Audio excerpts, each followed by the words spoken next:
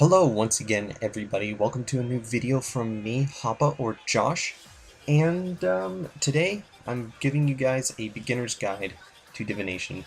So I'm just gonna kind of list all of the stuff that we know about it, and what we're first gonna look at are the locations for each of these springs, and then right after that we'll get into how to actually train Divination. So without further ado, let's get into it. So from levels 1 to 10, you're going to want to be north of the Wizard's Tower. Now, they did say in the update that you need to talk to Olga, I think, but in fact, you do not need to do that to start training. You can just hop right in and go. However, I think that there's a little bit of story back there, so if you're interested in some story type stuff, go ahead and check that out. I personally just hopped right in.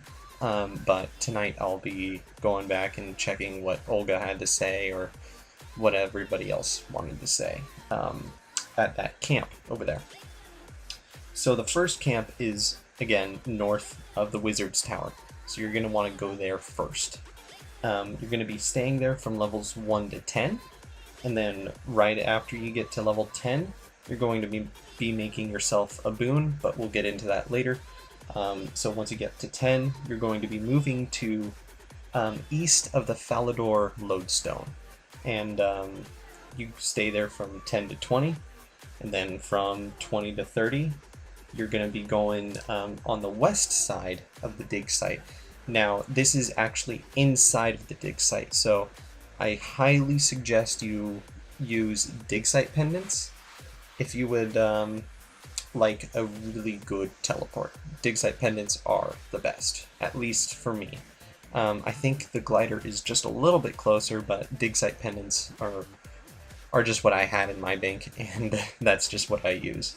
So that is my personal suggestion there. So you're going to be training there from 20 to 30. And then after that, you're going to be training at just southeast of the Sears Lodestone, from levels 30 to 40. Now this is a little bit out in the woods, and I mean that almost literally. It's right next to the flex field, and it's also right next to the guy who gives you the fire making cape, the 99 fire making cape. So right around there are where the springs are, and you're going to want to be checking that out once you get up to level 30. So once you get level 40 there, you're going to be moving to outside of the Relica Slayer dungeon, and it's literally right there when you teleport there. So either you use the fairy ring and run south, or you use a ring of slaying and run just a little bit west, but I think it's already in sight if you use the ring. So I highly suggest you use the rings. So you'll be staying there from 40 to 50. Now everything after this is pretty much nothing that I know too much about this, but it's also, it seems like this skill is going to be very repetitive in that the way you train is going to be exactly the same from levels 1 to 99, and you'll pick up on it really quickly, and it's not exactly the hardest thing in the world. Anyways, so from levels 50 to 60, you're going to be wanting to be at a colony near just east of Taibuo Wanai. I can't really say that one very well. But it's just about straight east of Taibuo, and it's also on the, if you split Karanja in half, because there's two halves of the southern part of Karanja, it is on the western half, so just be aware of that. I think you can go from the fairy ring to the place right next to all of the harpy swarms, and you can run south and then get onto that log, walk across, and then run, I think, a little bit northwest or maybe west, and you'll be right there. So as far as a good teleport there, I think that the fairy ring is the best idea, but yeah, that one's going to be a really tough teleport. And we'll get into why teleporting and stuff is actually a big deal. So the next location you're going to be at is once you hit level 60, and you're going to be just north of mobilizing armies, and you're going to be staying there from levels 60 to 70. Pretty straightforward there. I'd suggest you use a dueling ring to get there, and yeah, really simple. So from levels 70 to 80, you're going to be moving all the way over to the Slayer Tower in Mauritania, and it's just east of the Slayer Tower teleport that you get on your Ring of Slaying. So I definitely suggest bringing more of those. Alright, and the next location you're going to be at is when you hit level 80. You're going to be there from level 80 to 85. It's just east of the Magic Training Arena. If you run right outside of the Magic Training Arena and run east, you're going to hit a gate, and you're going to want to open that gate and run north and follow the path all the way around, and you'll hit that location. Alternatively, you can also just teleport to the Polypore fairy ring and just run south. It's right there. So as far as suggested travel method, I definitely say use the fairy ring right there. So a good way to get to a fairy ring really fast is to use a Ring of Slaying and teleport to Relica, and then run up to the fairy ring, use that fairy ring, and then teleport to Polypore. Really easy. So there's that, and then from levels 85 to 90, you should be going over to Dragontooth Isle, which apparently you actually get a free boat ride over there now, which is definitely very new. So this spring is right in the middle of the island, and it shouldn't be too hard to find. So after that, once you hit level 90 out there, you're going to be moving over to Sophanem, or Sophaname. I don't know how they really say it. I think it's Sophanem. It's just south of Sophanem. So I think that they just opened up this area, and it's on the east side. So if you go outside of the city, run east, and then south, you're going to, like, you skirt the city, and then it'll be just right there. So you skirt it to the southern part, and you'll be able to find the location. And then, so one of the other things for that actually is you need something to counteract the desert. So this is where your enchanted tiaras, not terrarias. I'm playing too many other games. This is where your enchanted tiara will become very useful. And so I definitely suggest you charge those up with some water runes and go over there and train, because you're going to be training there for quite a while. From levels 90 to 95. That is quite a while, especially for Divination. And then finally, you're going to be finishing it off at level 95 to 99, just west of Jigig, which is also southeast of Castle Wars. So you run southeast of Castle Wars, or you can really just skirt around the river, I think, or the tributary. I don't really know which one it is, honestly. But you skirt around. You can just run to Jigig from Castle Wars, which is just southeast of Castle Wars, and then run west. And you're going to be running west for quite a while. So as far as suggested travel method, I think that there's a fairy ring right there, a little bit west of Jigig. So I definitely suggest you go and use fairy rings once again, and we already explained earlier that you can get to a fairy ring extremely easily by just teleporting to the Relica Slayer Cave with your Ring of Slaying, and then teleporting to your desired location. So, after all of that, those are the locations you'll be training at. Those are all of them, and I'm assuming, based on just how these levels stack up, is that each one of these is better than the one previous to it. So, for example, the Falador one is better than the one just north of the Wizard's Tower. because the Wizard's Tower one is from level 1 to 10, whereas the Falador one is from level 10 to 20. But as far as it goes, like above level 40, I don't really know. I'm just extrapolating, and then if this is totally wrong, and that's just how it is. I'm just, again, extrapolating what I think will be the most efficient method, but then again, it can also be found that it's not, because there's nobody really up in the upper echelons of this skill yet, because it's a very slow skill. So yeah, that's just my little disclaimer there, and I'm sure I'm going to repeat it a little bit later. But anyways, those are all the locations you need to know for Divination, at least at the moment. And then I'll be right back, and I'll be giving you some information on how to train it. Alright, so you may all be wondering, hey Josh or Hop, I mean, it's great knowing where all these things are, and it's great knowing how to teleport there the fastest, or how to get there as fast as possible, but it's not like we're going to be teleporting there all the time, right? Wrong.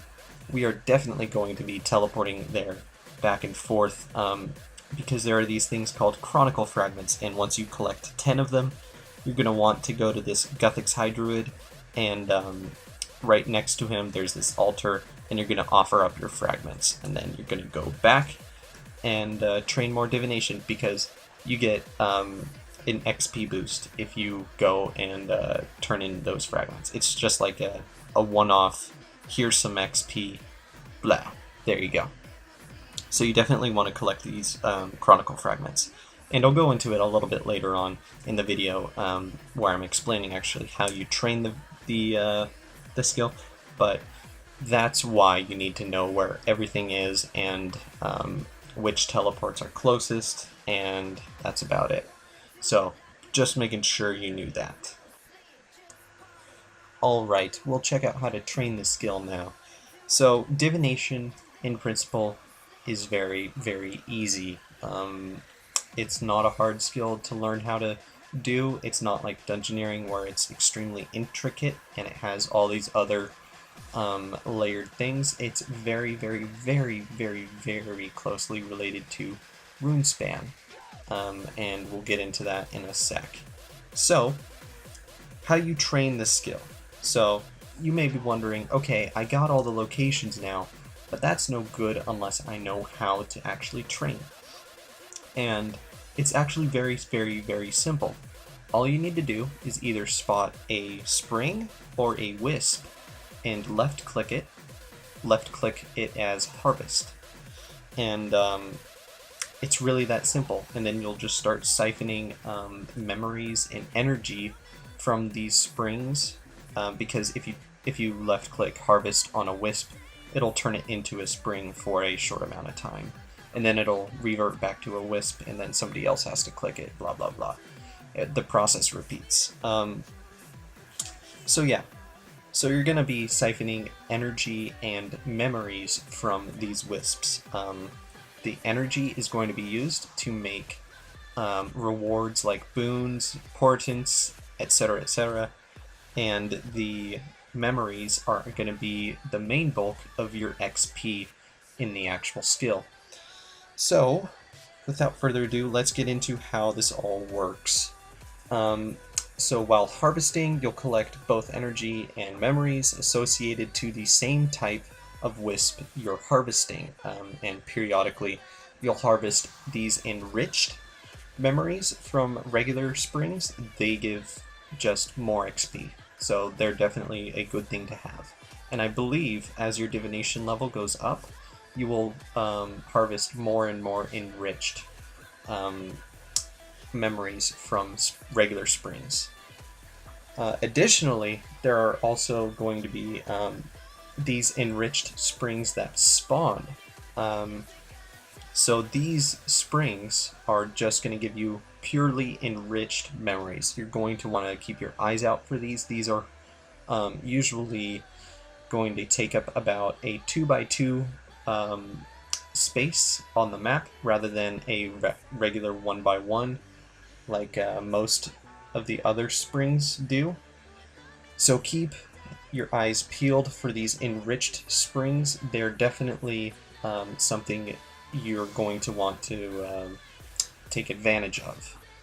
So that said, you will also see chronicle fragments. These little tiny, like 1 or 2 pixel. Well, it's not 1 or 2 pixels, but you get what I mean. They're small like orbs that'll pop up out of nowhere, and they're chronicle fragments. So what you're going to want to do is try to collect those, because if you gather 10 of them, you can turn them into the High Guthix Druid, I believe, or the High Druid for Guthix, whatever they actually call them, or the Druid High Guthix. Definitely not that one, but you get what I'm saying. So the guy in the World Wakes, all you want to do is you want to use your ring, the 6th Age Circuit. You're going to want to teleport to the altar, and you're going to want to left click on it. It'll say, like, I don't remember what exactly it says, but you want to left click on the altar. It's really simple. It gives you more Divination XP. It's like a I don't know how much XP it gives you exactly. I think it's based on your level, but anyways, so you're definitely going to want to keep your eyes peeled for these. Now, these guys are really hard to collect. So if you don't get it, if you can't hover over it and left click it and get it in one click, right when it spawns, it's definitely not worth going after, because you're going to end up spending like 2 minutes spam clicking all around it and not getting it, and then some noob will come by, one click it, and get it.